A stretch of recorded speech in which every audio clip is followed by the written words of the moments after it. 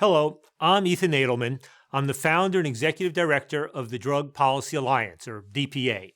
We're the leading organization in the country of people who believe that the war on drugs is doing more harm than good. What we're aiming to do is to reduce the role of criminalization and the criminal justice system in drug control policy as much as possible while protecting public safety and public health.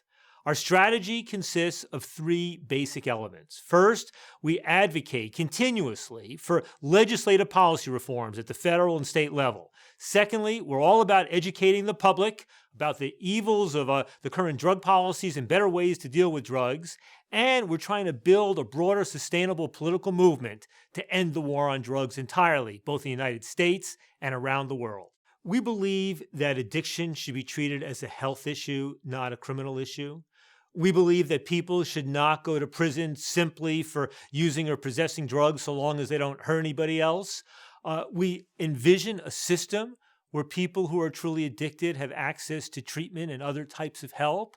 And we can't stand the fact that the United States, with less than 5% of the world's population, has almost 25% of the world's incarcerated population.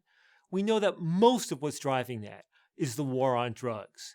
The U.S. government is spending $50 to $100 billion a year on locking people up on drug charges and trying to eradicate crops in foreign countries.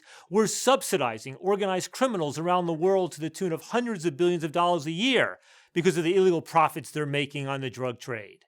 The best way to think about DPA, or the way I'd summarize it is, we're the people who love drugs, we're the people who hate drugs, and we're the people who don't give a damn about drugs. But every one of us believes that the war on drugs is not the way to deal with drugs and drug use in our society.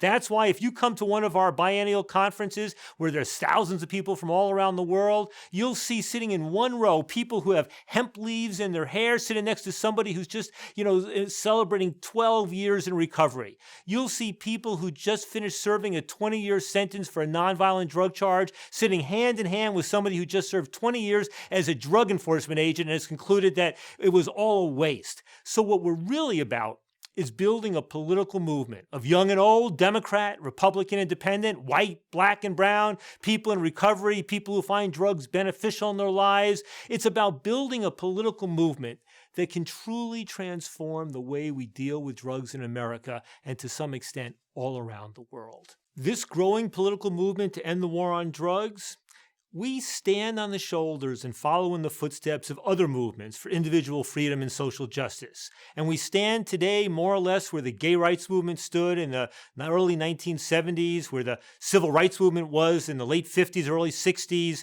where the women's rights movement was in the teens, and even the movement to abolish slavery and the slave trade was in the late 1840s and early 1850s. Our movement today is arguably the most dynamic social justice movement to emerge in recent years, and now we need it to grow.